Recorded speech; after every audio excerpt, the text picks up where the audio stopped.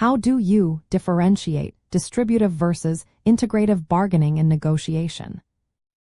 Imagine you are at a market bargaining for a price.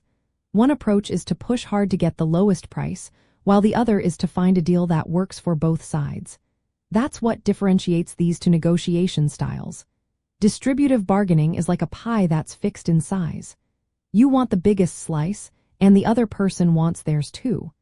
It's often used when resources are limited, like negotiating a salary or buying a car. The goal is to claim as much value as possible, often by taking a firm stance and sticking to your initial demands. It's competitive, and each side tries to win at the expense of the other. Usually the focus is on positions, which are the specific demands or offers, rather than the underlying reasons behind them. This style can create tension because it's about winning or losing, and trust can be low. On the other hand, integrative bargaining is more like working together to make the pie bigger. Instead of fighting over a fixed amount, both sides collaborate to find solutions that benefit everyone.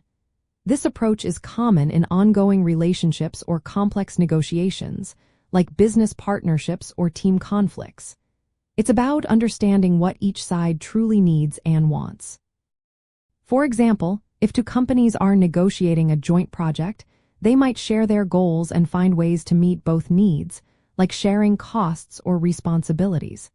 The key here is flexibility and openness to new options. Both parties aim to build trust and create a deal that satisfies their interests. This often results in stronger relationships and future cooperation. From a communication point of view, the main difference is how you handle interests and positions. In distributive bargaining, you defend your fixed demands and try to get the best deal for yourself. It's more about competition and less about understanding the other person's needs. In contrast, integrative bargaining focuses on interests, what really matters to each side.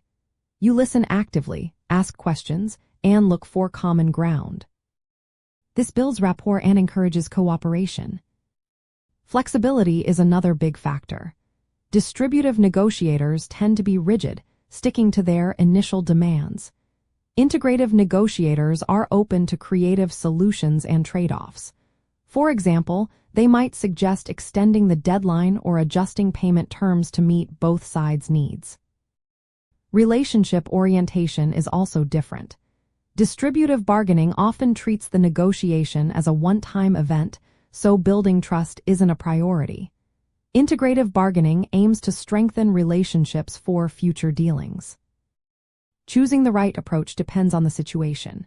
If resources are limited and the deal is one-off, distributive bargaining makes sense.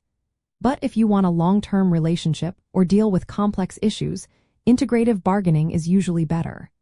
Skilled negotiators know how to switch between these styles or blend them, depending on what's needed. Good communication skills like listening, understanding interests, and being flexible are essential to making either approach work well.